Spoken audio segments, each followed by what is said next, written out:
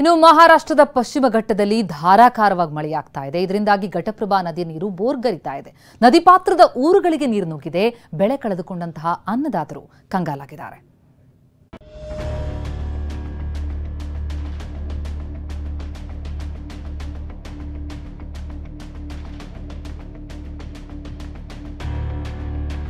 ಮಹಾರಾಷ್ಟ್ರದ ಪಶ್ಚಿಮ ಘಟ್ಟ ಪ್ರದೇಶದಲ್ಲಿ ಮಳೆ ಅಬ್ಬರ. ಉಕ್ಕಿದ ಘಟಪ್ರಭಾ ನದಿ, ಮುಳುಗಿದ ಗೋಕಾಕ್. ಮನೆ ಹೊರಗೂ ನೀರು, ಮನೆಯೊಳಗೂ ನೀರು ಕಾಣ್ತಿರೋ ಈ ದೃಶ್ಯ ಗೋಕಾಕ್ ತಾಲೂಕಿನದ್ದು. ಘಟಪ್ರಭಾ ನದಿಯ ನೀರು ದಂಡಿನ ಮಾರ್ಗ ಗ್ರಾಮಕ್ಕೆ ನುಗ್ಗಿದೆ. ನದಿಯ ನಡುಗಡ್ಡೆಯ ನಿವಾಸಿಗಳಂತಾದ ಇಲ್ಲಿನ ಜನ ಕಂಗಾಲಾಗಿ ಬಿಟ್ಟಿದ್ದಾರೆ. ಮನೆಯಲ್ಲಿದ್ದ ವಸ್ತುಗಳ ಸಮೇತ ಸುರಕ್ಷಿತ ಸ್ಥಳಕ್ಕೆ ಸ್ಥಳಾಂತರ ಮಾಡ್ತಿದ್ದಾರೆ. ನಾನೀಗ ಏನೋ ದಂಡಿನ ಮಾರ್ಗ ಏನಿದೆ ಆ ಪ್ರದೇಶದಲ್ಲೇ ಇದ್ದೇನೆ. ಸದ್ಯ ಇಲ್ಲಿ ಯಾವ ರೀತಿಯಾದಂಥ ಸ್ಥಿತಿಗತಿ ಇದೆ ಅನ್ನುವಂಥದ್ದನ್ನು ತೋರಿಸ್ತಾ ಹೋಗ್ತೇನೆ. ಈಗೇನು ತೋರಿಸ್ತಾ ಇದ್ದೀನಿ, ಈ ಒಂದು ಪ್ರದೇಶ ಏನಿದೆ ಕಂಪ್ಲೀಟಾಗಿ ಘಟಪ್ರಭಾ ನದಿ ನೀರು ಒಳಭಾಗದಲ್ಲಿ ಬಂದಿರುವಂಥ ಕಾರಣಕ್ಕಾಗಿ ಈಗ ಬಹುತೇಕ ಇಲ್ಲಿದ್ದಂಥ ಮನೆಯವರು ಎಲ್ಲರೂ ಕೂಡ ಮನೆಗಳನ್ನು ಖಾಲಿ ಮಾಡಿಕೊಂಡು ಬೇರೆ ಕಡೆ ಸ್ಥಳಾಂತರ ಆಗ್ತಾ ಇರುವಂಥದ್ದು. ನಿಪ್ಪಾಣಿ ತಾಲೂಕಿನ ಹುನ್ನರಗಿ ಗ್ರಾಮ ವೇದಗಂಗಾ ನದಿ ನೀರಿಗೆ ನಲುಗಿ ಹೋಗಿದೆ. ಮಳೆಗಾಲದ ನಿತ್ಯ ಕಿರಿಕಿರಿಗೆ ಇಲ್ಲಿನ ಜನ ಬಸವಳಿದು ಹೋಗಿದ್ದಾರೆ. ಪ್ರತಿ ವರ್ಷದಂತೆ ಈ ವರ್ಷವೂ ಕೂಡ ಕಾಳಜಿ ಕೇಂದ್ರಕ್ಕೆ 20 ಕುಟುಂಬಗಳನ್ನು ಸ್ಥಳಾಂತರಿಸಲಾಗಿದೆ.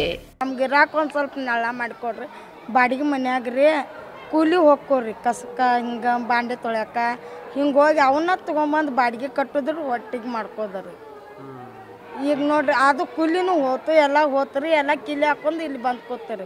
ಕಾರದಗದಲ್ಲಿರುವ ಬಂಗಾಲಿ ಬಾಬಾ ದರ್ಗಾ 2ನೇ ಬಾರಿಗೆ ಮುಳುಗಡೆಯಾಗಿದೆ.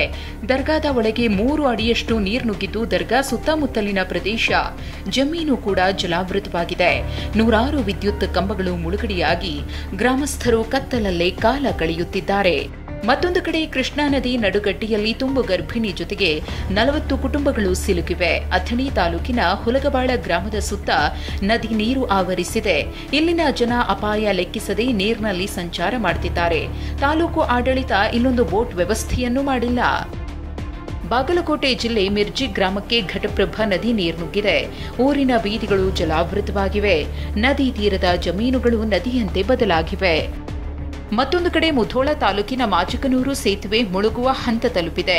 ನದಿ ಅಕ್ಕಪಕ್ಕದ ನೂರಾರು ಎಕರೆ ಕಬ್ಬಿನ ಬೆಳೆಯೂ ಜಲಾವೃತವಾಗಿದೆ.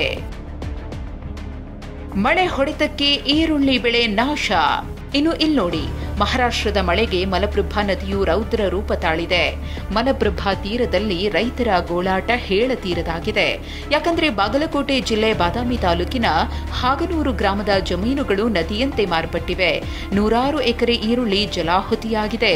ಮುಂದಿನ ದಿನಗಳಲ್ಲಿ ನೀರು ತೆರವಾದ್ರೂ ಕೂಡ ಇದು ಹಳದಿ ರೋಗಕ್ಕೆ ಲಾಸ್ ಆಗತ್ತೆ ಸರ್. ಏನು ಉಳಿದಿಲ್ಲ ಸರ್. ಅದು ಈ ನೀರು ಬಂದು ಒಂದೇ ಒಂದು ರಾತ್ರಿ 12 ತಾಸು ನೀರು ನಿಂತೆ ಅಂದ್ರೆ ಸರ್ ಅದು ಏನು ಒಳಗೆ ನಿಂದ್ರುದಿಲ್ಲ ಸರ್. ಅದು ಎಲ್ಲ ಕೊಳತು ಹಳದಿ ರೋಗ ಬಂದು ಕೊಳತು ಹೋಗ್ಬಿಡ್ತದೆ ಸರ್. ಅದು 12 ತಾಸದಾಗ ಅಂದ್ರೆ ಎಲ್ಲ ಖಾಲಿಯಾಗಿ ಹೋಗ್ಬಿಡ್ತದೆ ಸರ್. ಅದು ನಿಂತು ಎಲ್ಲ ಬಾದಾಗಿ ಹೋಗೋದು ಸರ್. ನಮಗೇನು ಕೈಗೆ ಬರಲು ಸರ್. ಇದೇ ತಾಲೂಕಿನ ಹಳೆ ಹಾಗನೂರ ಗ್ರಾಮ ಜಲಮಯವಾಗಿ ಬಿಟ್ಟಿದೆ. ನಡುಮಟ್ಟದ ನೀರಿನಲ್ಲಿ ಗ್ರಾಮಸ್ಥರು ಓಡಾಡಬೇಕಾದ ಸ್ಥಿತಿ ನಿರ್ಮಾಣವಾಗಿದೆ. ಇತ್ತ ರಾಯಚೂರು ಜಿಲ್ಲೆಯಲ್ಲೂ ನಿರಂತರವಾಗಿ ಸುರಿತಾ ಇರುವ ಮಳೆಗೆ ದಾಳಿಂಬೆ ಗಿಡಗಳು ರೋಗಕ್ಕೆ ತುತ್ತಾಗಿವೆ. ಸಿಂಧನೂರು ತಾಲೂಕಿನ ಹೂಡಾ ಗ್ರಾಮದ ರೈತರು ಬೇರೆ ದಾರಿ ಇಲ್ಲದೆ ತೋಟವನ್ನೇ ನಾಶ ಮಾಡಿದ್ದಾರೆ. ಮಲ್ಲಿಕಾರ್ಜುನ ಸ್ವಾಮಿ ಎಂಬಾತ ಕಂಗಾಲಾಗಿ ಬಿಟ್ಟಿದ್ದಾನೆ. ಎಷ್ಟು ಎಕರೆದಲ್ಲಿ ಬೆಳೆದಿದ್ರಿ, ಯಾವ ರೀತಿ ನಷ್ಟ ಆಗಿದೆ ಸರ್ ಈಗ ಅಂತ? ಸರ್ ಈಗ ನಾವು ಸುಮಾರು 8 ಎಕರೆಯಲ್ಲಿ ಬೆಳೆದಿದ್ದೀವಿ ಸರ್.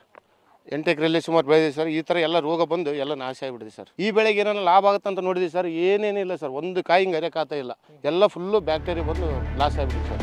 ಮಳೆಯಿಂದಾಗಿ ಧಾರವಾಡ ಜಿಲ್ಲೆಯಲ್ಲಿ 7,000 ಹೆಕ್ಟೇರ್ ಮೆಣಸಿನಕಾಯಿ ಬೆಳೆ ನಾಶವಾಗಿದೆ.